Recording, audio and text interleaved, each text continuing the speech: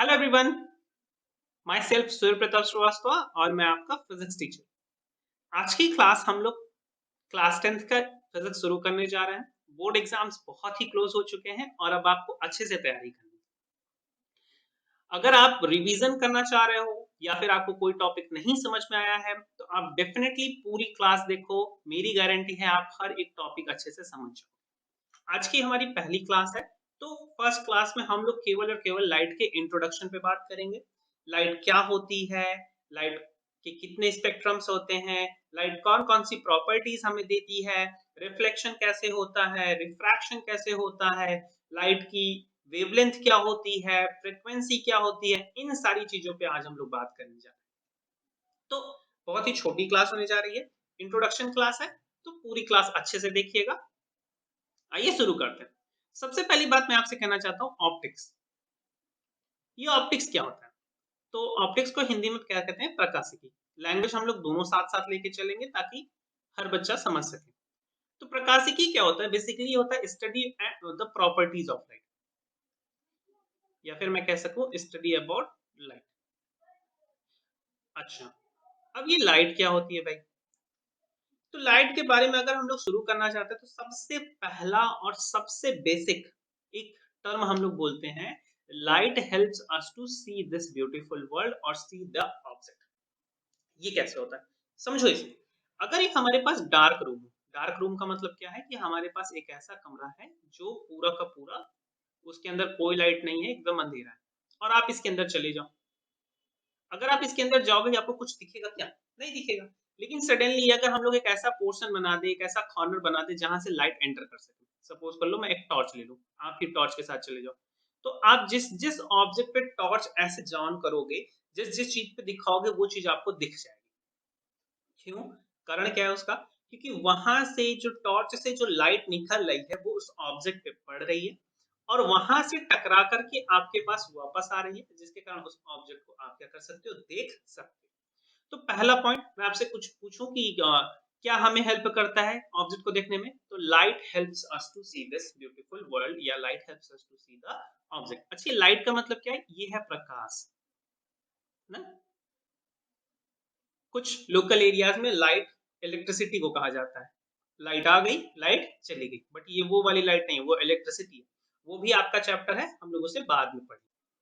तो देखिए, हमने क्या कहा कि अगर लाइट आ रही है और ये लाइट किसी ऑब्जेक्ट पे पड़ी है, देखिए यहाँ पे इस सन से लाइट आ रही है और ये इस पेड़ पे पड़ रही है, तो इस पेड़ पे पड़ने के बाद अगर आप सपोज करिए हमारी आईज यहाँ पर है, तो क्या हो रहा है, ये लाइट इससे बेंड होकर के यहाँ हमारी आंखों तक आ रही है, इसलिए हमें वो पेड़ दिख रहा है।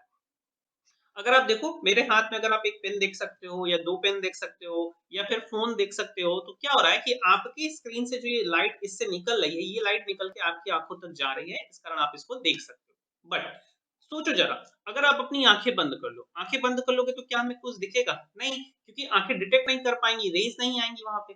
तो लाइट हमें इस पूरे वर्ल्ड को देखने में, इवन उसके कलर्स को देखने में, स्क्रीन पे आप देख सकते हो कुछ जगह रेड है, कुछ ग्रीन है, कुछ येलोइश है, और भी डिफरेंट कलर है, कुछ ब्लैक है, चेयर ब्लैक है, कुछ व्हाइट आपको दिख रहा है। तो ये जितने अलग अलग कलर आपको दिख रहे हैं, ये सब भी किसके कारण हो रहे हैं? लाइट के कारण हो रहे हैं। क्यों? क्योंकि लाइट में बहुत सारी रेज होती हैं अलग अलग कलर की।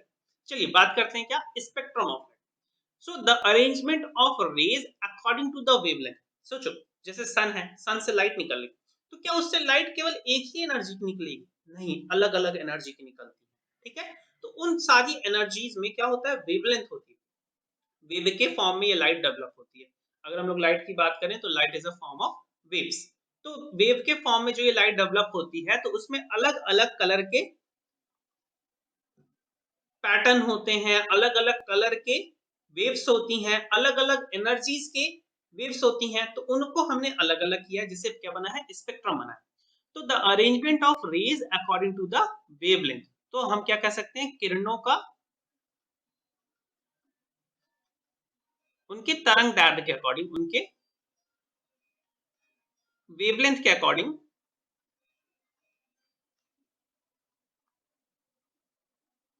ग्रुप या फिर अरेंजमेंट।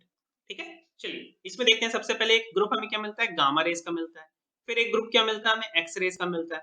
फिर एक ग्रुप क्या मिलता है हमें, अल्ट्रावायलेट रेस का मिलता है, जैसे आप यूवी रेस के नाम से भी सुना है ना आपने। फिर एक ग्रुप हमें क्या मिलता है, विजिबल रेस का मिलता है। फिर हमें एक ग्रुप मिलता है इंफ्रारेड का रेस का मिलता है। फिर एक हमें मिलता है माइक्रोवेव। ये माइक्रोवेव वही रेज हैं जो आपके माइक्रोवेव में यूज होती हैं। आपने देखा ना माइक्रोवेव में आप खाने को गर्म कर सकते हो। और ये जो रेडियो वेव्स है ये हम बेसिकली मोबाइल फोन्स में यूज करते हैं बात करने के लिए, या फिर अभी भी मैं जो चीजों को कनेक्ट कर पा रहा हूँ, इंटरनेट यूज कर पा रहा हूँ, वो सारी चीजें रेडियो वेव्स पे डिपेंड करती हैं। इंफ्रारेड बेसिकली टीवी के रिमोट में यूज होता है। जो ये विजिबल रीजन है आपका, आपको पता होगा इस विजिबल रीजन में टोटल 7 कलर होते हैं, जिसे आप विबग्योर के नाम से भी जानते हो ना। तो ये 7 कलर विजिबल रीजन में आते हैं, और बेसिकली इन सातों की स्टडी करना ही हमारा ऑप्टिक्स कहलाता है, या फिर आप कह लो कि हमें केवल और केवल विजिबल पार्ट की ही स्टडी करनी है, बाकी अदर पार्ट की स्टडी नहीं करनी। ठीक है, देखो इनके बीच का जैसे जैसा डायग्राम बना हुआ, डायग्राम के अकॉर्डिंग देखो, क्या ये छोटी सी रेज है, देखो इनके बीच एक से रे से दूसरे रे के बीच की जो गैपिंग है क्या वो कम है। यहाँ पे भी देखो एक वेव से दूसरी बीच की वेव की जो गैपिंग है वो धीरे धीरे क्या बढ़ती चली जा रही है। इसका मतलब ये वेवलेंथ के अकॉर्डिंग लगी हुई है। इसका मतलब गामा जो रेज है इनका जो वेवलेंथ है बहुत कम होता है। ठीक, तो गामा का वेवलेंथ क्या है, कम है, बट रेडियो वेव्स का वेवलेंथ क्या है, ज्यादा है। तो अगर सपोज करो मैं यहाँ लेफ्ट से राइट जाऊं, लेफ्ट से राइट जाता हूं, तो क्या हो रहा है, वेवलेंथ बढ़ रहा है कि घट रहा है, वेवलेंथ बढ़ रहा है। ठीक है, तो ये इंक्रीजिंग ऑर्डर ऑफ वेवलेंथ है। पहला पॉइंट क्या है, इंक्रीजिंग ऑर्डर ऑफ वेवलेंथ, ये बात आपको याद रखनी है। अच्छा मैं आपसे पूछ लूं रेडियो वेव्स की वेवलेंथ ज्यादा है या गामा रेस की, तो आप क्या कहोगे, रेडियो वेव्स की वेवलेंथ ज्यादा है ना। सेकंड, अब आप समझिए मैं आपको यहाँ पे एक रिलेशन बता रहा हूँ। रिलेशन क्या है कि वेवलेंथ और फ्रीक्वेंसी ये दोनों एक दूसरे के अपोजिट होते हैं। ठीक है, तो अगर ये इंक्रीजिंग ऑर्डर ऑफ वेवलेंथ है तो ये डिक्रीजिंग ऑर्डर ऑफ फ्रीक्वेंसी, ये क्या है, डिक्रीजिंग ऑर्डर ऑफ फ्रीक्वेंसी। तो किसकी फ्रीक्वेंसी ज्यादा है, रेडियो वेव्स की फ्रीक्वेंसी ज्यादा है कि गामा रेस की, तो आप कहोगे रेडियो वेव्स की फ्रीक्वेंसी कम है, गामा रेस की फ्रीक्वेंसी ज्यादा है। तो मैं आपसे यहाँ पे क्या बताया कि frequency inversely proportional to wavelength. अच्छा लैम्डा क्या होता है, वेवलेंथ, ये साइन है लैम्डा, इसे हम लोग क्या कह रहे हैं, लैम्डा ना। और एफ साइन आपके केस के लिए फ्रीक्वेंसी के लिए। थर्ड पॉइंट हम लोग बात कर रहे हैं एनर्जी के लिए। तो अगर मैं गामा रेज से रेडियो वेव्स तक जाता हूं तो एनर्जी अगेन डिक्रीज करती है, तो ये क्या हो गया आपका डिक्रीजिंग ऑर्डर ऑफ, ये क्या हो गया आपका डिक्रीजिंग ऑर्डर ऑफ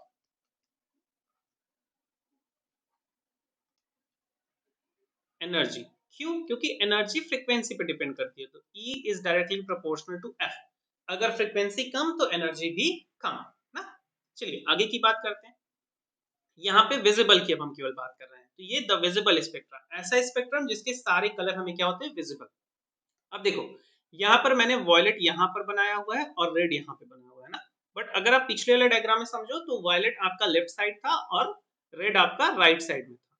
ठीक, तो वॉयलेट की जो फ्रीक्वेंसी होती है वो क्या होती है, कम की ज्यादा, वॉयलेट की फ्रीक्वेंसी ज्यादा होती है क्योंकि वेवलेंथ इसका कितना होता है, कम होता है। देखो जो वॉयलेट लाइट है, बैगनी रंग है, इसकी फ्रीक्वेंसी आप देखो, सॉरी इसका वेवलेंथ कितना है आपका, देखो 380 से 435, और ये नैनोमीटर में बताया जा रहा है। किसमें बताया जा रहा है, नैनोमीटर में। चलिए समझते हैं। तो ये आपको कुछ बातें याद रखनी है, किसका किसकी वेवलेंथ ज्यादा होगी, किसकी वेवलेंथ कम होगी। तो यहाँ पे आप देखो अगर आप वॉयलेट से रेड जाते हो या फिर अगर रेड टू वॉयलेट जा रहे हो आप ना, देखो सातों कलर है यहाँ पे, violet, indigo, blue, green, yellow, orange और रेड, जिसे आप क्या कहते हो, विबग्योर नाम से भी पढ़ते हो ना, इसे आप कैसे पढ़ते हो, विबग्योर, या फिर हिंदी वाले किससे पढ़ते हैं, बैजानीहा पिनाला करके पढ़ते हैं ना। ये बैगनी रंग हो गया आपका, ये जामुनी रंग हो गया, ये नीला रंग हो गया, ये हरा रंग हो गया, ये पीला रंग हो गया, ये नारंगी रंग हो गया और ये लाल रंग हो गया। तो अगर आप रेड टू वॉयलेट जा रहे हो तो पहला पॉइंट क्या होगा, फिर आपको बताना है वेवलेंथ, वेवलेंथ घटेगा कि बढ़ेगा, वेवलेंथ आपका घटेगा, तो वेवलेंथ डिक्रीजिंग। अच्छा वेवलेंथ अगर डिक्रीज कर रहा है तो जल्दी से मुझे बताओ कितना, फ्रीक्वेंसी के साथ क्या होगा, फ्रीक्वेंसी घटेगी बढ़ेगी, फ्रीक्वेंसी बढ़ेगी, उल्टा होता है ना, फ्रीक्वेंसी इंक्रीजिंग, फ्रीक्वेंसी डेफिनेटली क्या करेगी, इंक्रीज करेगी। और तीसरा पॉइंट क्या होगा, एनर्जी घटेगी कि बढ़ेगी, तो एनर्जी भी आपकी क्या हो रही होगी, इंक्रीजिंग होगी। तो किसकी एनर्जी ज्यादा, बैगनी रंग की एनर्जी ज्यादा कि लाल रंग की एनर्जी ज्यादा, तो आप डेफिनेटली कहोगे कि लाल रंग की एनर्जी क्या है, कम है, और बैगनी रंग की एनर्जी क्या है, ज्यादा है, क्योंकि मैं ऑर्डर बता रहा हूँ आपको, रेड से वॉयलेट की एनर्जी इंक्रीज कर रही है, मतलब रेड की एनर्जी अगर 5 है तो वॉयलेट की एनर्जी कितनी होगी, 10 होगी, बड़ी होगी, ज्यादा होगी। ये 5 और 10 मैंने आपको केवल एक एग्जाम्पल दिए हैं समझाने के लिए ना, ये रियल एनर्जी नहीं है। चलो आगे बात करते हैं। अब लाइट के बारे में क्या हो गया, लाइट हमारी जो हम लोग को पढ़ना है वो लाइट क्या होती है, वो सारे रंग नहीं होते हैं, only the visible spectrum of light is known as what, light. Okay, तो visible light is spectrum in the segment of electromagnetic spectrum. अब ये इलेक्ट्रोमैग्नेटिक क्या होता है, तो जो लाइट होती है उसकी इलेक्ट्रिक और मैग्नेटिक फील्ड होती है। अगर अभी आप इलेक्ट्रिक और मैग्नेटिक चीजों को नहीं जानते हो तो अभी हम लोग बहुत उसमें बात नहीं करेंगे, बस आप इतना जानो कि एक ये वेव है जो इलेक्ट्रिक और मैग्नेटिक दोनों फील्ड के साथ चलती है, जिसे हमारी ह्यूमन आई क्या कर सकती है, देख सकती है। उस पोर्शन को हम लोग क्या कहते हैं, लाइट कहते हैं। द रेंज ऑफ वेवलेंथ, अगर और इसे सिंप्लीफाई करें तो एक ऐसा रेंज वेवलेंथ का जो विजिबल हो, जो हमें देख सके, उसको हम लोग लाइट के अंदर पढ़ते हैं, तो वो हमारा क्या होता है, इंट्रोडक्शन होता है, मतलब सॉरी, वो हमारा क्या है, इंट्रोडक्शन ऑफ लाइट है। ऐसा पोर्शन जिसको हम देख सकते हैं, जैसे आपको वो 7 रंग थे जिन्हें हम देख सकते हैं, अब उन सातों को मिला करके और भी बहुत सारे रंग बनेंगे जिन्हें हम देख सकेंगे, तो उसकी स्टडी बेसिकली आपकी लाइट की स्टडी होती है।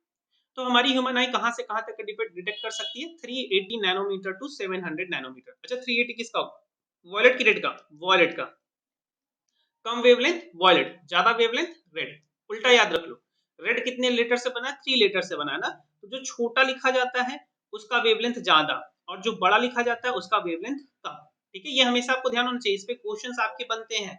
अभी आगे आपके बहुत सी चीजें मैं डिफाइन करूंगा जिसमें केवल और केवल इसी का रोल होगा।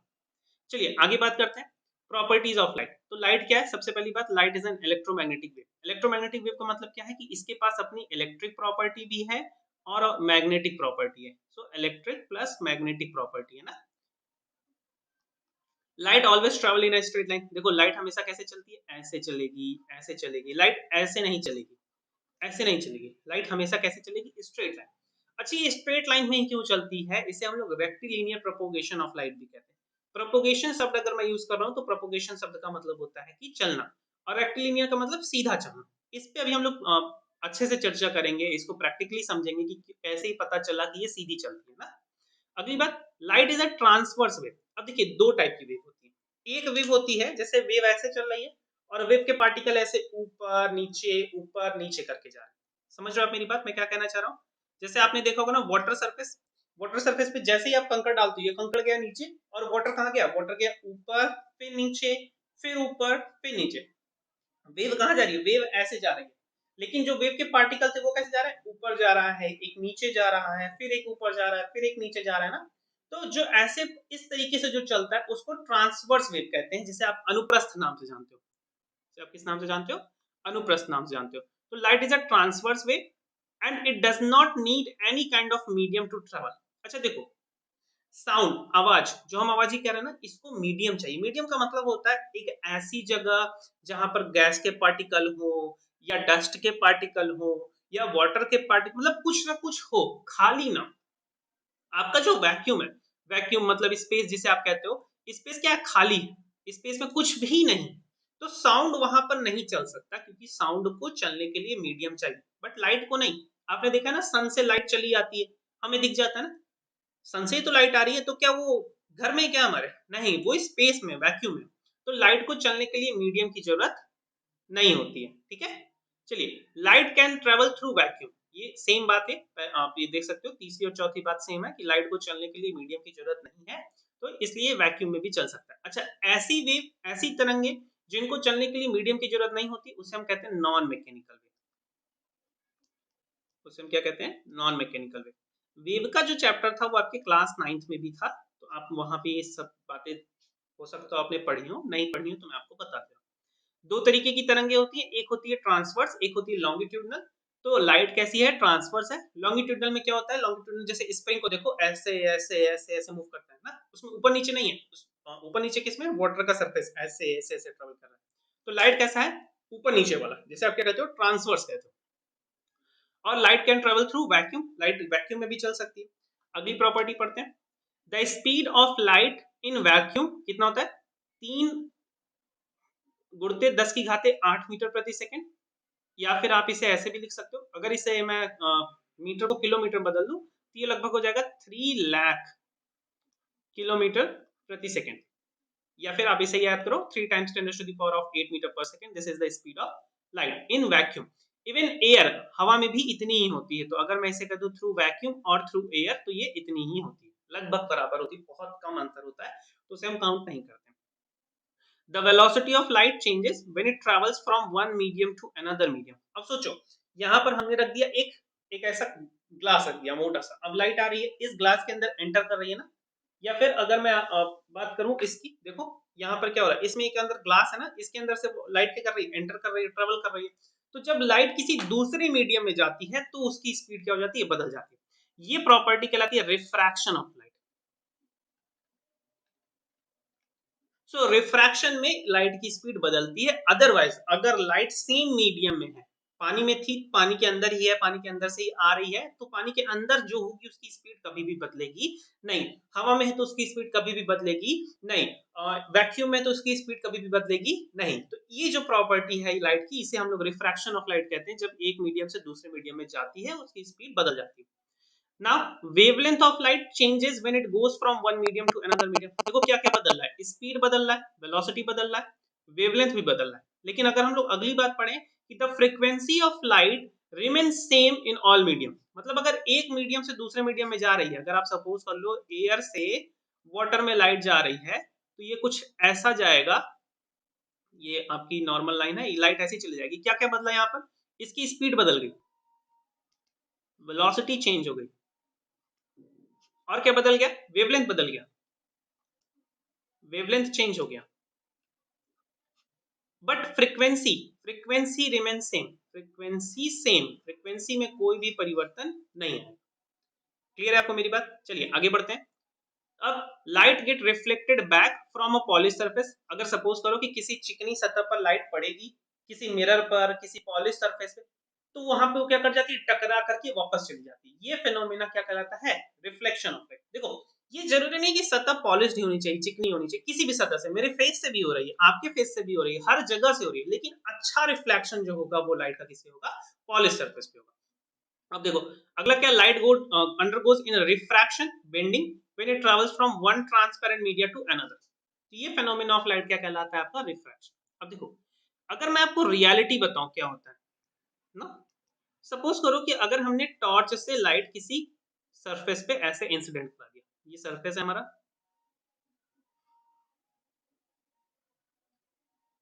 इस पे लाइट क्या कर रही है, एंटर कर रही है, इंसिडेंट कर रही है, ये मैंने बना दिया सरफेस, ये आ रही है लाइट इस पे।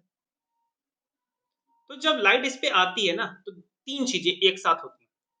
कुछ लाइट क्या करेगी, इससे रिफ्रैक्ट हो जाएगी, few portion will pass from it, few portion will reflect from it, कुछ पोर्शन क्या हो जाएगा, कुछ पार्ट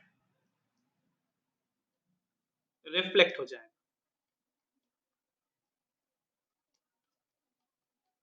कुछ पार्ट रिफ्रैक्ट होगा,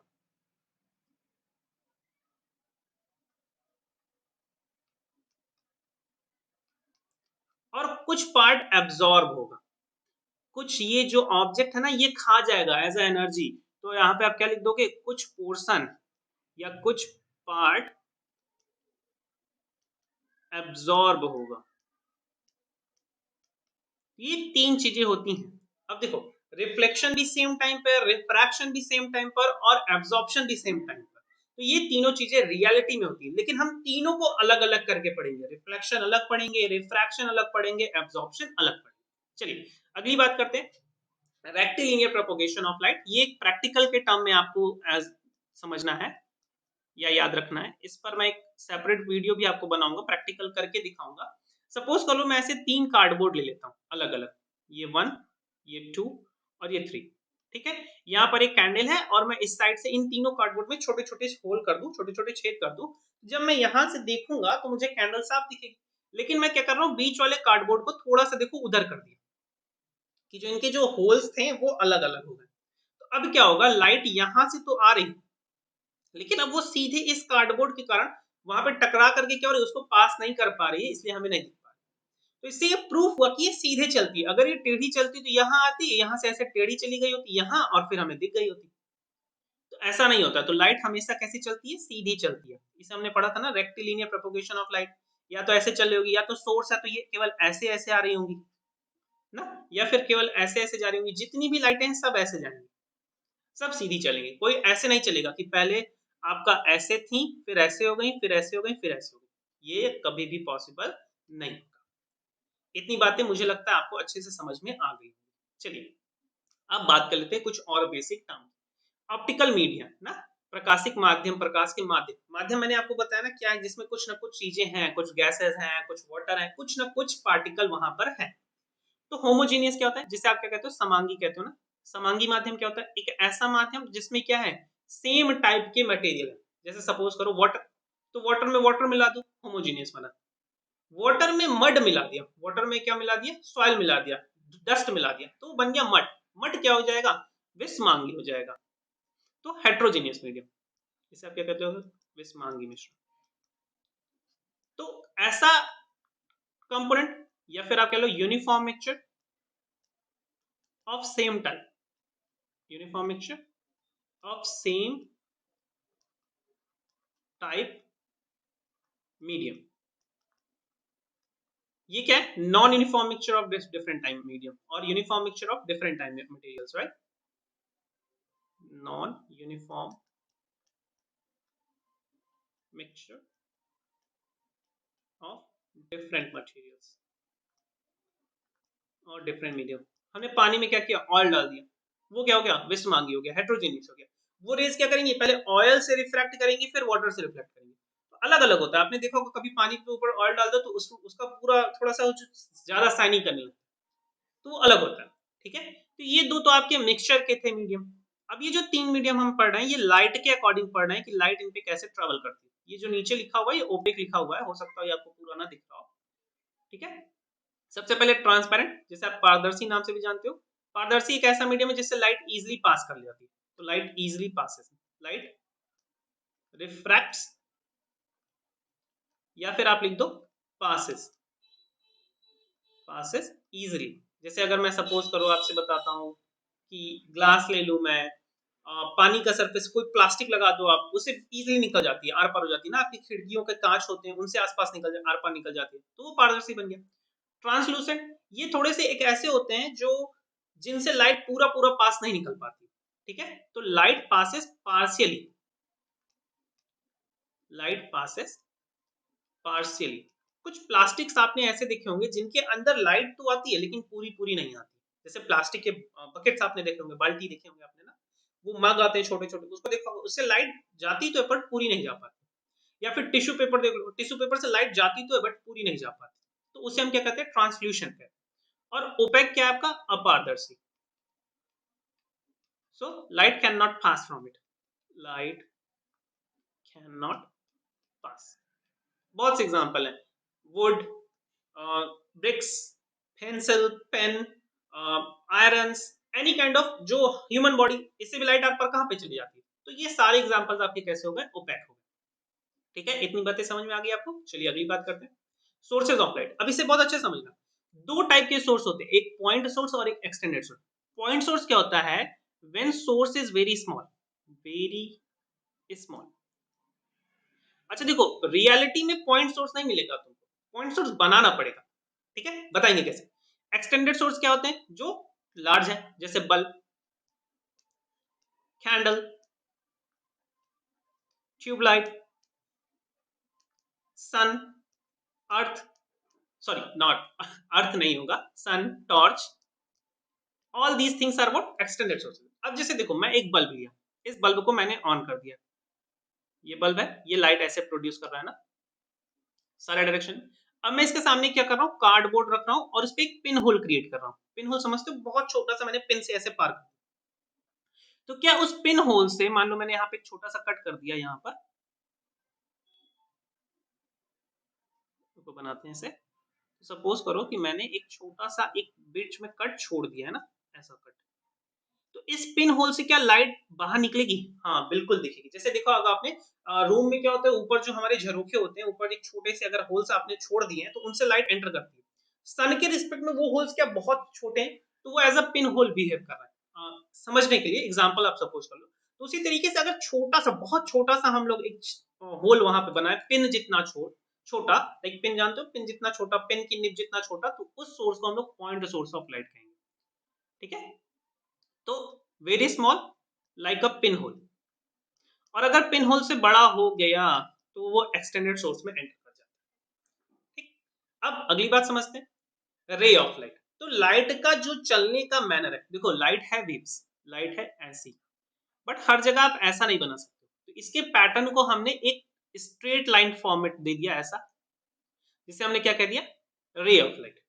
ठीक है, अब रे क्या होता है, एक सिंगल को हमने क्या कहा, रे।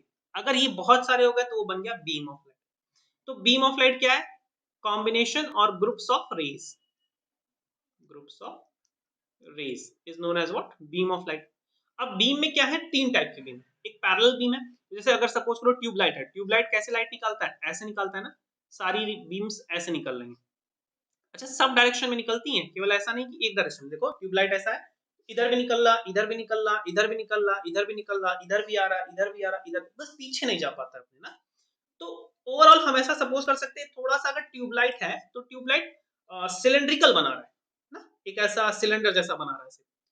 कन्वर्जेंट बीम और डाइवर्जेंट बीम, सोचो अगर डाइवर्जेंट बीम का मतलब है कि लाइट फोकस कर रही है किसी एक पॉइंट पर, सारी लाइट, सॉरी, कन्वर्जेंट बीम का मतलब है कि सारी लाइट फोकस कर रही है किसी एक पॉइंट पर ना, कन्वर्जेंट का मतलब है कि सारी लाइट किसी एक पॉइंट पर जा रही है। जैसे तुमने वो देखा है कभी किसी शो में, वो डांस वांस जो लोग करते हैं, उनके ऊपर एक लाइट आती है ऊपर से ऐसे, वो पूरी लाइट ऐसे बड़ी सी देते हैं लेकिन दिखाती नीचे केवल एक छोटे से जगह पे, तो वो कन्वर्जेंट बीम ऑफ लाइट होगी।